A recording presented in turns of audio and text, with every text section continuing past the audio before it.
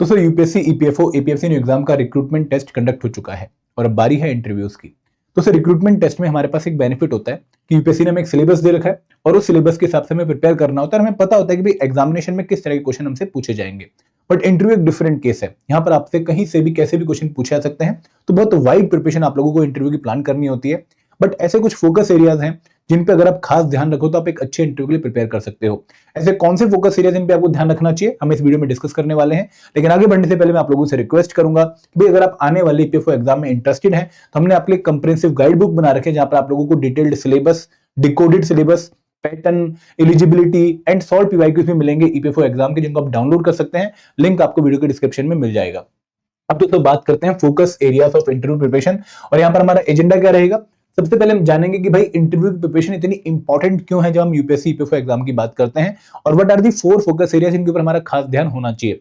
तो फिर आप लोगों ने यूपीएससी ईपीएफओ एग्जाम का पैटर्न अच्छे से देख लिया होगा और आप लोगों को पता होगा कि भाई इस एग्जाम के पैटर्न में हमें 2 स्टेजेस देखने को मिलती हैं और 2 स्टेजेस कौन कौन सी हैं।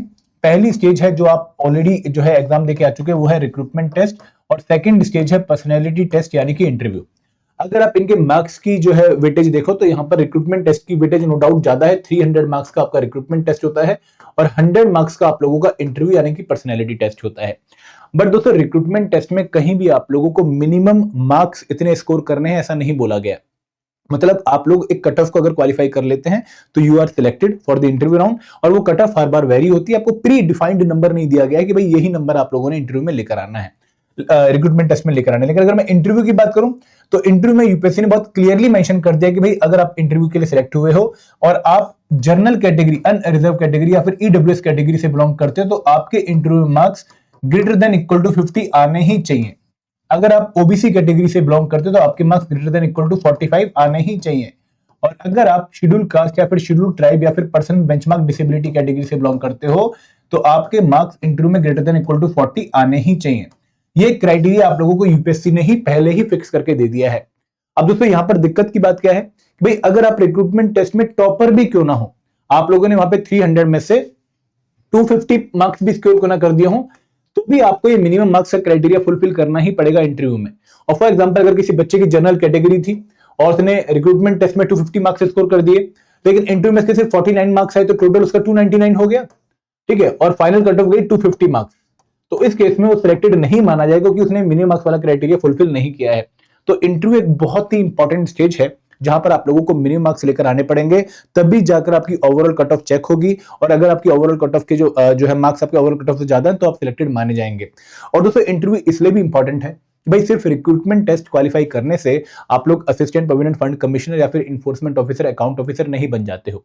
जब तक आप लोगों का नाम फाइनल पीडीएफ में नहीं आएगा, जब तक आप सिलेक्टेड नहीं माने जाओगे और जब तक आपका रिक्रूटमेंट टेस्ट का जो सिलेक्शन है वो कोई वैलिड पॉइंट नहीं रखता है। और दोस्तों यहां पर आप लोगों को ध्यान देना है कि जब तक आप सिलेक्ट नहीं होते हो तब तक आप लोगों का अंतिम जो लक्ष्य है वो पूरा नहीं होता है। अब यहां पर एक और बात ध्यान रखना कि भाई इंटरव्यू में भी आप लोगों का जो कंपटीशन है वो बहुत हाई है। कंपटीशन हाई से मेरा मतलब क्या है, नंबर से नहीं है।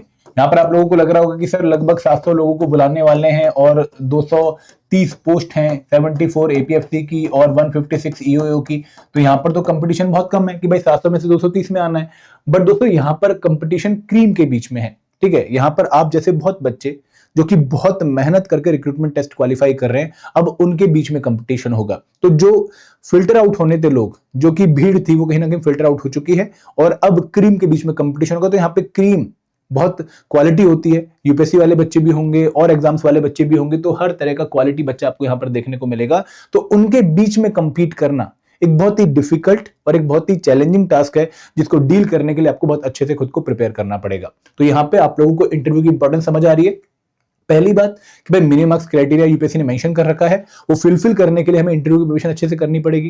दूसरी बात कि इंटरव्यू में मिनिमम मार्क्स लिए बिना हम ओवरऑल कट ऑफ भले ही क्वालिफाई कर जाएं, हम सिलेक्टेड नहीं माने जाएंगे। और तीसरी बात कि भाई यहाँ पर कंपटीशन क्रीम के बीच में है, तो हमें बहुत क्वालिटी प्रिपरेशन करके उस क्रीम के बीच में अपने आप को ऊपर उठाना है। तो ये चीजें आपको इन फोकस एरियाज पे जो है पुश करने की कोशिश कर रहे हैं कि भाई अब कुछ ऐसे एरियाज आइडेंटिफाई कर जो तेरी इंटरव्यू प्रिपरेशन में तेरी हेल्प कर सकें और तुझे दूसरों से अलग बना सकें। अब दोस्तों बात करते हैं इन फोकस एरियाज की। तो सबसे पहले हम बात करने वाले हैं कि कौन कौन से 4 फोकस एरियाज हैं। पहला फोकस एरिया है कि भाई आप लोगों को डिटेल्ड एप्लीकेशन फॉर्म जो आप फिल करेंगे उसके बारे में अच्छी खासी नॉलेज होनी चाहिए। देखो डिटेल्ड एप्लीकेशन फॉर्म आप लोगों का जब रिक्रूटमेंट टेस्ट का रिजल्ट आता है उसके लगभग 1 महीने बाद आप लोगों को यूपीएससी जो है एक मेल भेजते हैं कि भाई आप लोग अपना डिटेल्ड एप्लीकेशन फॉर्म फिल कर दीजिए। एक काफी हैवी फॉर्म होता है जहां पर आप लोगों से आपका पर्सनल जो है डिटेल मांगा जाता है, आपका फैमिली डिटेल मांगा जाता है, आपका एजुकेशनल बैकग्राउंड के रिगार्डिंग डिटेल मांगा जाता है, आपकी हॉबीज के रिगार्डिंग डिटेल माना जाता है, आपके एक्सपीरियंस के रिगार्डिंग डिटेल मांगा जाता है। तो यहाँ पर बहुत सारे डिटेल आप लोगों को फिल करने होते हैं और डिटेल के बेसिस पर आप लोगों का इंटरव्यू जो है प्लान होता है और कहीं ना कहीं वो डिटेल्ड एप्लीकेशन फॉर्म इंटरव्यूअर के सामने भी पड़ा होता है और वो उसी को देख के आप लोगों से क्वेश्चन पूछता है। तो ये एक ऐसा एरिया है जहां पर आप लोगों को इंच भर भी डाउट नहीं होना चाहिए। आप बहुत कंप्लीटली इस डिटेल्ड एप्लीकेशन फॉर्म के हर एक पॉइंट पर प्रिपेयर्ड होने चाहिए ताकि आप उन क्वेश्चंस को डील कर पाओ। तो सेकंड एरिया होता है स्टैटिक नॉलेज। स्टैटिक नॉलेज का मतलब कि भाई जो भी कंटेंट आप लोगों ने पढ़ा है अपने ईपीएफओ की प्रिपरेशन के दौरान उसे भी क्वेश्चन पूछा जा सकता है। हम इन एरियाज को डिटेल में भी आगे डिस्कस करेंगे। देन दोस्तों third area is about EPFO organisation. आप जिस ऑर्गेनाइजेशन का पार्ट बनने वाले हो या जिस ऑर्गेनाइजेशन में सिलेक्ट होने का सपना आप देख रहे हो, क्या उस ऑर्गेनाइजेशन की आपको अच्छी खासी नॉलेज है, क्या आपको उसके डिटेल पता है, तो ये आपसे चेक किया जाएगा। And last but not the least is the current affair. देखो यहाँ पे आप में से बहुत सारे बच्चे सोच रहे होंगे कि यार करंट अफेयर ने तो रिक्रूटमेंट टेस्ट में भी परेशान कर रखा था, इस बार पेपर में क्वेश्चन भी 15-16 आ गए, तो क्या यहाँ पर भी हमारा पीछा नहीं छोड़ेगा? दोस्तों नहीं छोड़ेगा, बट ओरिएंटेशन डिफरेंट हो जाएगी। यहाँ पर आपको फैक्ट्स जो है, इंफॉर्मेशन जो है, डाटा जो है वो रटना जरूरत नहीं है, आपको यहाँ पर ओपिनियन बिल्ड करने की जरूरत है। हम डिस्कस करेंगे कि भाई कौन से करंट अफेयर आप लोगों को फोकस करने चाहिए। अब वन बाय वन हमारी हर एक एरिया को डिस्कस कर लेते हैं। सबसे पहले हम बात करते हैं ईपीएफओ ऑर्गेनाइजेशन। तो आप एक ऑर्गेनाइजेशन का पार्ट बनने की जो है इच्छा रखते हो, आप हमारे देश की one of the largest social security organisation EPFO का पार्ट बनने का जो है सपना देख रहे हो, तो इस ऑर्गेनाइजेशन के बारे में आपको कंप्लीट डिटेल्स पता होने चाहिए। कंप्लीट से मेरा मतलब ये नहीं कि आपको 100% सारी इंफॉर्मेशन होनी चाहिए। कंप्लीट से मेरा मतलब ये है कि भाई जितना पॉसिबल है अराउंड 90%, 85% उतना आपको पता होना चाहिए। और यहाँ पर कुछ एरियाज ऐसे हैं जहां पर आपकी नॉलेज बहुत अच्छी होनी चाहिए। फॉर एग्जाम्पल ईपीएफओ की हिस्ट्री क्या है, किस एक्ट के थ्रू ये बना, ठीक है। उसके बाद ईपीएफओ का विजन क्या है, इनकी विजन स्टेटमेंट आपको जो है ईपीएफओ की वेबसाइट से मिल जाएगी। देन ईपीएफओ का मिशन क्या है, ये कौन कौन से फंक्शन परफॉर्म करता है, इसके बारे में आपको क्लियरिटी के साथ नॉलेज होनी चाहिए कि भाई कौन कौन सी ऐसी एक्ट हैं, कौन कौन सी ऐसी स्कीम है जो कि ईपीएफओ के द्वारा एडमिनिस्टर की जाती हैं, तो ये आपको पता होना चाहिए। उसके बाद ऑर्गेनाइजेशनल स्ट्रक्चर क्या है ईपीएफओ का, यहाँ पर कौन जो है टॉप होता है, कौन जो है पूरा मैनेज करता है, फिर यहाँ पर कौन सी ट्रिपार्टाइट बॉडी है, उसके बारे में आपको इन्फॉर्मेशन होनी चाहिए। Then you must know the job profile of APFC and EO officer. दोस्तों आप ये दोनों रोल्स के लिए कंपीट कर रहे हो यहाँ पर, असिस्टेंट प्रोविडेंट फंड कमिश्नर बनने के लिए या फिर इन्फोर्समेंट ऑफिसर, अकाउंट ऑफिसर बनने के लिए। तो भाई एग्जैक्टली इनका काम होता क्या है ये भी आपको पता होना चाहिए, तभी तो आप अपने वैल्यू सिस्टम को इस जॉब प्रोफाइल के वैल्यू सिस्टम से मैच कर पाओगे और बता पाओगे कि भाई why you are suitable to this particular job then other candidate. तो ये आंसर प्रिपेयर करने के लिए आपको इन प्रोफाइल के बारे में काफी क्लियर कट नॉलेज होनी चाहिए और क्या ईपीएफओ में अभी चल रहा है, कौन सी स्कीम्स ईपीएफओ लेकर आई है रिसेंट पास्ट में, ठीक है, क्या ईपीएफओ के फर्दर स्टेप्स जो उन्होंने लेने हैं। तो ये आपको पांचों एरियाज अच्छे से प्रिपेयर करने होता है। इसके लिए बेस्ट सोर्स क्या है, ईपीएफओ की अपनी वेबसाइट। आप ईपीएफओ की वेबसाइट पे जाइए epfindia.gov.in, ठीक है, शायद ईपीएफ इंडिया है, आप इसको एक बार चेक करेंगे तो यहाँ पर आपको जो है अबाउट अस मिल जाएगा अच्छे से। यहाँ पर आपको हर एक टैब के अंदर बहुत डिटेल्ड नॉलेज मिल जाएगी। ऑनलाइन सर्विसेज के नीचे यहाँ पर एक और टैब होगा जहाँ पर रिसेंट अपडेट या रिसेंट न्यूज रिगार्डिंग ईपीएफओ आपको मिल जाएगी। तो ये वेबसाइट आप लोगों को खंगाल लेनी है, अच्छे से इसको पढ़ लेना है और मान के चलना है कि भाई एक ऐसा एरिया है जहां से आपसे इंटरव्यू में बहुत अच्छे क्वेश्चन पूछे जाएंगे, आपको इसको अच्छे से प्रिपेयर कर लेना है। जैसे यहाँ पर अगर आप सर्विसेज में जाओगे तो ईपीएफओ किस एरिया के लिए कौन सी सर्विस प्रोवाइड कर रहा है आपको उसकी नॉलेज मिल जाएगी। एग्जेम्प्टेड एस्टेब्लिशमेंट्स की आपको नॉलेज मिल जाएगी, ठीक है। यहाँ से आपको जो एक स्कीम है एबीआरवाई उसके बारे में नॉलेज मिल जाएगी। आपको ईपीएफओ कॉर्नर में स्ट्रक्चर वगैरह पता लग जाएगा ईपीएफओ का। तो ये बहुत इंपॉर्टेंट वेबसाइट है जो आपको अच्छे से कवर करनी है। और दोस्तों दो डॉक्यूमेंट और हैं जो आपको अच्छे से पढ़ लेने हैं। एक तो ईपीएफओ का 2047 विजन डॉक्यूमेंट है, अगर उसकी पीडीएफ आपको मिल जाए तो बहुत बढ़िया, उसको आप पढ़ सकते हैं। आपको पता लगेगा कि भाई ईपीएफओ फ्यूचर में किस तरह की प्लानिंग कर रहा है और किस तरह का विजन वो होल्ड करता है एक विकसित भारत के हिसाब से। एंड दोस्तों सेकंड डॉक्यूमेंट है, एक ट्रेनिंग पॉलिसी डॉक्यूमेंट होता है ईपीएफओ और ईपीएफसी का, जहां पर आप लोगों को इनके बारे में नॉलेज मिल जाएगी। आप वो दो डॉक्यूमेंट्स भी पढ़ सकते हैं। तो ये एरिया मिस मत करिए क्योंकि आपसे डेफिनेटली 2 या 3 क्वेश्चन पक्का पूछे जाने हैं इस पर्टिकुलर एरिया से। फॉर एग्जाम्पल कि भाई आप ईपीएफओ के लिए तो कैसे सुटेबल मानते हो, तो उस क्वेश्चन का आंसर आपका कहीं ना कहीं यहीं से प्रिपेयर होगा। ईपीएफओ के बारे में आप क्या क्या जानते हो, आपको पता है कि ईपीएफओ की विजन स्टेटमेंट क्या है, आपसे क्वेश्चन पूछा जा सकता है, ठीक है। तो इस तरह के क्वेश्चंस के लिए आपको रेडी रहना पड़ेगा और ऐसे क्वेश्चंस का अगर आप आंसर नहीं देते हो तो बहुत ही नेगेटिव इंप्रेशन क्रिएट होगा। आगे बढ़ते हैं दोस्तों, सेकंड एरिया है आपका डिटेल्ड एप्लीकेशन फॉर्म। तो यहाँ पर जब आप डेफ फिल करेंगे, आपका डेफ अभी लगभग रिजल्ट के 1-1.5 महीने बाद आपको जो है फिल करने का मौका मिलेगा। 3 हफ्ते के लिए डेफ ओपन होता है। तो यहाँ पर सबसे पहले तो आपकी फैमिली के डिटेल्स, आपकी सिटी की डिटेल्स, आपके स्टेट के डिटेल्स आप लोगों को बहुत ढंग से भरने हैं और उनके बारे में कोई भी एम्बिग्युइटी या फिर कोई भी वेगनेस नहीं होनी चाहिए। मतलब आप लोगों को बहुत क्लैरिटी से पता होना चाहिए है मैं क्या फील कर रहा हूं और ये सच है। ये आपको बहुत जो है ध्यान रखना है, क्योंकि यहां पर इंटीग्रिटी और ऑनेस्टी बहुत मैटर करेगी। आप एक भी गलत डिटेल डालेंगे तो कहीं ना कहीं आपको उसका खामियाजा भुगतना पड़ सकता है। देन दोस्तों, अबाउट योर एजुकेशनल बैकग्राउंड, आपको बहुत क्लियरली अपने एजुकेशन डिटेल डालने पड़ेंगे और उनको प्रिपेयर भी करना पड़ेगा कि भाई आप जो है मैकेनिकल इंजीनियरिंग बैकग्राउंड से थे और अब ईपीएफओ में आने की सोच रहे, तो ऐसा क्यों? आप अपने ही फील्ड में अपना करियर परस्यू क्यों नहीं कर रहे हैं? तो ऐसा क्वेश्चन आपसे पूछ सकते हैं।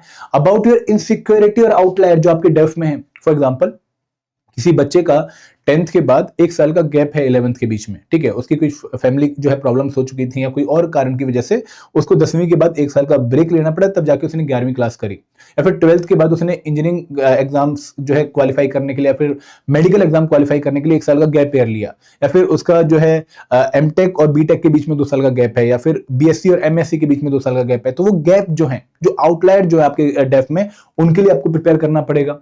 अगर आपने कहीं काम कर रखा, अगर आप जॉब प्रोफाइल के साथ हो अभी और फिर आप दूसरी जॉब प्रोफाइल में स्विच करने की सोच रहे हो ईपीएफओ में, तो क्या आपके वर्क एक्सपीरियंस रिगार्डिंग डिटेल्स हैं वो आपको क्लियरली पता होना चाहिए और उनके ऊपर आपको प्रिपेयर भी करना है कि भाई आप करंटली एसबीआई में पीओ हो और अब आप ईपीएफओ में एपीएफसी बन के आना चाहते हो, ऐसा क्यों? आपको क्या लगता है कि भाई आपकी करंट प्रोफाइल कैसे हेल्प कर सकती है ईपीएफओ की स्मूथ फंक्शनिंग में? तो ऐसे क्वेश्चन आपसे पूछे जाएंगे, तो आपको अच्छे से प्रिपेयर करना है। And last but not the least is your hobbies and interest. दोस्तों, एक बहुत ही नेग्लेक्टेड एरिया बट बहुत ही important area from the perspective.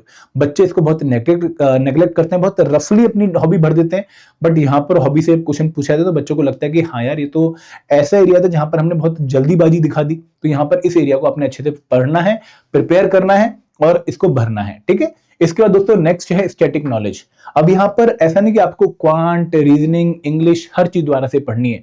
आपको वो स्टैटिक नॉलेज अच्छे से पढ़नी है, वो स्टैटिक कंपोनेंट्स अच्छे से कवर करने हैं जहां आपको करंट अफेयर से रिलेटेड न्यूज देखने को मिल सकती है, जहां पे डायनेमिक पोर्शन आ जाता है। For example IR and labour law एक ऐसा एरिया है जहां पर आप लोगों को मेहनत करनी पड़ेगी, क्योंकि लेबर कोड पास हो चुके हैं। तो डेफिनेटली क्वेश्चन बन सकता है कि भाई लेबर कोड के आने से क्या फायदा होगा, आप कैसे कंपेयर करोगे पुराने लेबर लॉस को विद लेबर कोड्स। तो ऐसे क्वेश्चन आपसे पूछेंगे, तो आपको लेबर लॉस और आईआर की अच्छी खासी नॉलेज होनी चाहिए।